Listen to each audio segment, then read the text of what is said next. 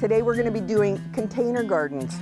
And I have kind of cheated and gotten a little bit ahead with putting soil in the buckets already. It's nice that it's kind of damp already, because when you go to plant your seeds, you don't have to worry about the soil being really, really dry. So all you're doing is tamping it down. If you're doing it with kids and you're trying to explain to them how hard they're pushing without making a brick, just tell them it's like when they fall down and they get an ow, or they've hurt themselves and they're just checking to see if they have any injuries, or, ooh, is that gonna hurt? That's how hard you wanna push it. So you have your soil, it's lightly tamped down, and in this one, this is going to be the one that is gonna have the tomato in it. Now, it's too early to have the tomatoes out. It's just too cold, you guys. If you rush it, they're not gonna be happy. They're not gonna do for you what you want them to do later in the season. So just hold your horses on this little guy. Keep it in the house where it's gonna be nice and warm and in really good bright light. And we will show you later how to do this. But for now, I know I'm gonna plan on having it in the middle of my pot. So I'm just gonna use that there so I don't forget. And I have some radish seeds and I have some lettuce seeds. So that's what I'm gonna grow in here. The lettuce is gonna come up. It'll be ready to eat in about 3 weeks. The radishes, they'll be up and ready to scarf down to your delight in 25 to 30 days. Radishes are really good because you can eat them in the spring. You can replant them in the summer. And I'm just gonna make a circle with my finger, just a little bit of a groove. And then I'm gonna sprinkle the radish seeds in there. This is not rocket science, you guys. If you wanna be really precise, go ahead. If your radishes happen to be a little too close to each other, gee, you're just gonna have to pull one while it's still a baby and nibble on it. No harm, no foul. And you do have lots of radish seeds in here. So if you like, 2 weeks after these guys have been in the ground and they're growing up, you could actually make another circle and start your next one. So when these guys are all finished, the second batch is just about ready to come up. And here I have the lettuce seeds. Both of these usually get planted about 1/4 inch to 1 millimeter in depth. Or with the lettuce seeds, a lot of people just like to sprinkle them on the ground or on the top of the soil and then just scratch them in. I will try to be a little bit more concise. And again, if you have too many lettuce seeds sprouting up, you can thin them, which simply means you are going to cut them off. Try not to pull them out, because if you've got a bunch of plants growing down there with their roots, a lot of them are going to be tangled up. And if you yank them out, you might damage the roots on the lettuce head that you want to keep. But if you snip it off at ground level, you're fine. And once your lettuce starts to grow, you can harvest the outside leaves, or you can do the cut and come again. And with cut and come again, that means you take the one little plant, you cut it off about 1 inch above the soil level, and it should grow again. A lot of them will do that about 2 or 3 times. And then I'm just gonna gently cover up my seeds, put them to bed, getting rid of any air pockets. And then I'll take my tomato inside. I can water this in gently so I don't disturb them all and have them float all over the place. And the first pot's done. And within a month, you're gonna be eating your own radishes and lettuce, and your tomato will just be going in.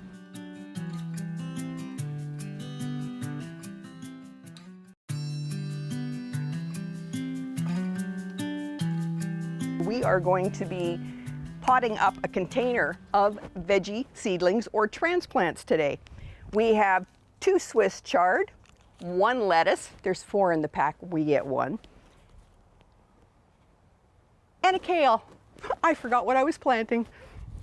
So I have already put the soil in this bucket, and I have lightly tamped it down just to make sure that I had enough soil in there. And when you tamp it down, if you're working with kids, just push on it lightly. You're not making a brick. If you have to show kids, tell them it's like when they're checking to see if they have a bruise and they're just going like this. That's all you have to do, okay? Again, too, if you're teaching the kids how to do this, the plants are really tender and a lot of them are very easy to break. So what I teach kids is when you're transplanting them, what you want to do is take your package, your little plastic pot, and just squeeze it gently. All you're trying to do is loosen the soil up from the edge of the pot. You're not trying to massage the roots. And then I tell them, make an L for love with their hand, because plants love to be protected in there. Put your hand on top of the pot, so it's when you flip it over, it's going to act like a plate. Not a bowl, but a plate. Then you can gently pull the pot off, and you will be hanging onto the soil ball. You haven't broken the stem, you haven't pulled off any leaves, and you haven't crushed the roots. Easy peasy. Then you're going to dig a hole in the soil, pop your plant down so it's still at the same soil level, and tuck it in. We did break a leaf, off it comes. The next is the Swiss chard. Same thing. And Swiss chard is absolutely lovely. The Swiss chard and the kale can both get really, really large. So they are gonna, it doesn't look like much in this pot, but it is gonna really fill it up. When your kale leaves get to be about 4 to 5 inches in length, then you can start picking them off. You go with the ones from the bottom and leave the new ones. And then you can keep picking continuously, probably for the entire summer. So I have a kale. Oh, I lied to you. I have one kale. I have Swiss chard, Swiss chard, Swiss chard. And then I'm going to take one of these lettuce. Pop it out through the bottom. And I'm going to tuck this guy more to the center. Sometimes lettuce doesn't like to be in full sun. It prefers bright light and a little bit cooler. So as the Swiss chard grows up and as the kale gets larger, it's going to protect it from the hot noonday sun. So right now, might not look too impressive, but this is going to be stunning, you guys, and it's going to be so good to eat. And there, bada boom, bada bing, we're done.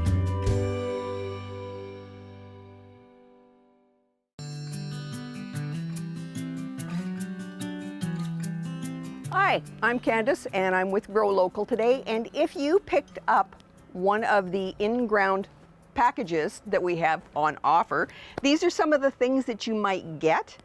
This is how you might plan out your garden. This is mine. I'm going to show you a few things and how I've got mine sorted, sort of, but it might change, it might not. But for starters, I already have garlic that I planted in October. It's coming up beautifully, I think, and it's probably going to be ready to eat and harvest in July. I've put some alyssum in here. That is a lovely little plant.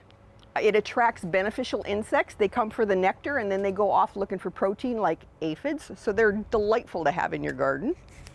We have carrot seeds. Now I know that they have a bunch of different carrot seeds that you could be getting, and you might get purple ones, you might get white ones, you might get orange ones. These ones happen to be yellow. And for these, I'm going to start them at this end of the bed, just because I can. And I've got some bigger things I'm going to talk about later on the other end. But I get good sun in here, and it typically comes over this way. I get a little bit of shade, but for the most part, I'm going to get 8 to 12 hours of sun on this bed. So I always call this one my hot one. And I'm going to take my little seeds, because carrot seeds you can start really early and you can plant them really late. You can usually start planting these early March and stop planting them maybe the middle of September. They have the added bonus of being able to overwinter if it's not too damp. The colder it gets, the sweeter that your carrots will get. The starch in them turns to sugar. So if you have a hard time getting your kids to eat carrots, let them get cold in the ground. You might be quite pleasantly surprised. The other thing that you can do with carrots in this row, if you're trying to separate it up, is put in some radish seeds. The radishes are going to come up within a month, and by the time they're ready, your little carrot seeds are just going to be starting to sprout. These guys do take a long time to come up. Don't think you've done anything wrong. Don't panic. One of the things you're going to want to make sure is that the soil's not really high in nitrogen. That's the one for the good green leafy growth. And if it's too rich, you get these fantastic looking green tops all over the place and these little threads for carrots. Or you might get hairy carrots, or you might get those little funny forked ones that everybody always shows you on Facebook. You may get calendula. Now, this is a really pretty plant, or a really pretty flower. It's edible, the flowers. You can toss them in your salads. If you get into herbology, you can make creams and stuff too, because it's really beneficial for you. So I'm going to tuck a couple in here. And all I'm doing is making a hole with my fingers. There's nothing fancy about this, you guys. I didn't tell you.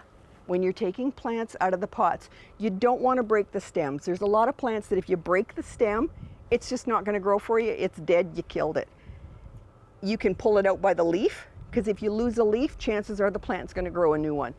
But the best thing to do, especially if you're teaching kids, is take your plant pot, gently squeeze. All you're doing is trying to loosen the soil from the edge of the pot. And then you're going to make an L with your hands. I tell the kids it's L for love, because plants love to be protected in here.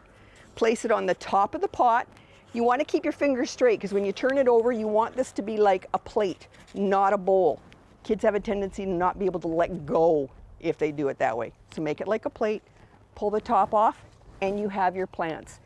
Now these you can gently separate. Plants are a lot tougher than you think, so don't freak, don't be too worried, and just pop them in the hole. It's another thing is, if you're doing this, keep your bed nice and short. I would typically be working on the other side so I don't have to stretch so much, but you want to be able to just reach the middle of your bed comfortably. There. So now I have carrots, and I have calendula, and over here, I have another kale. Now this one's called, and I can never say it right, so I'm just going to call it how I know it, Dinosaur Kale. And you can see it's got really good roots on the bottom.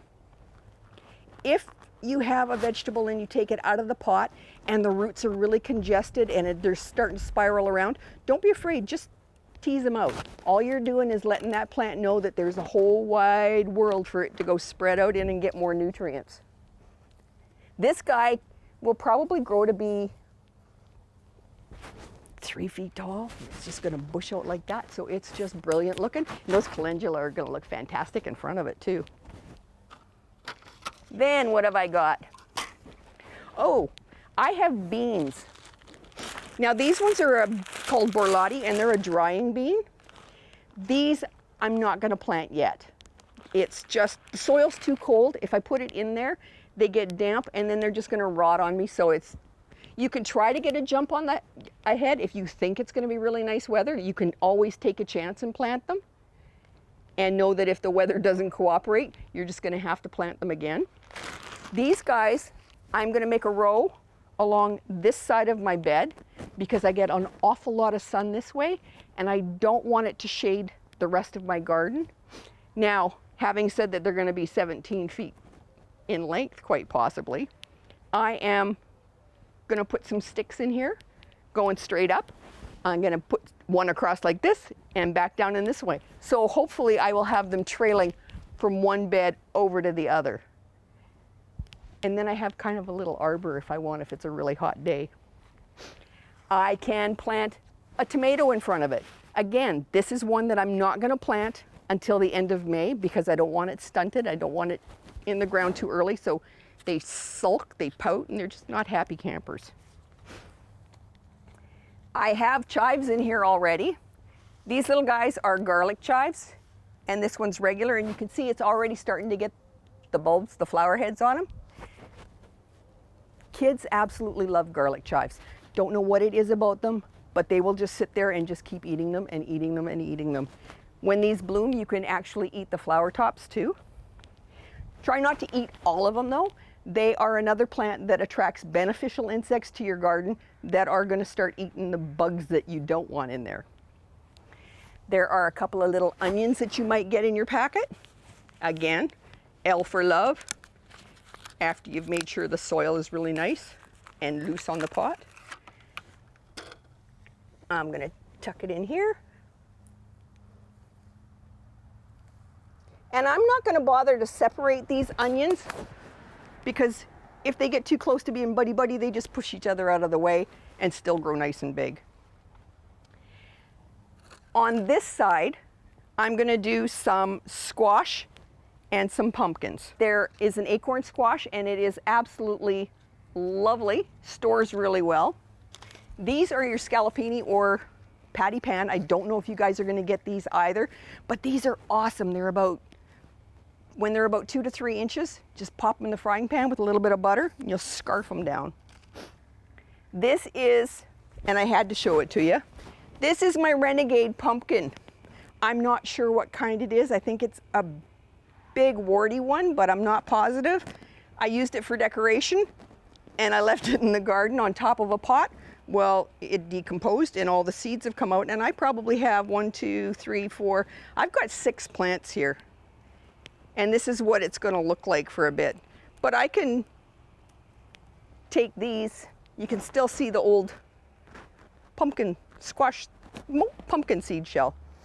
And if I put this one in here, I know this guy is going to need a lot of room. So he's going to grow up, and if he's anything like last year, he's going to be about 4 feet wide and anywhere up to 10 feet long. So he's going to grow out this way. My husband won't have to mow so much. And life will be good. So I think that's probably it. I know that there are other plants that you might be getting. You might get a borage.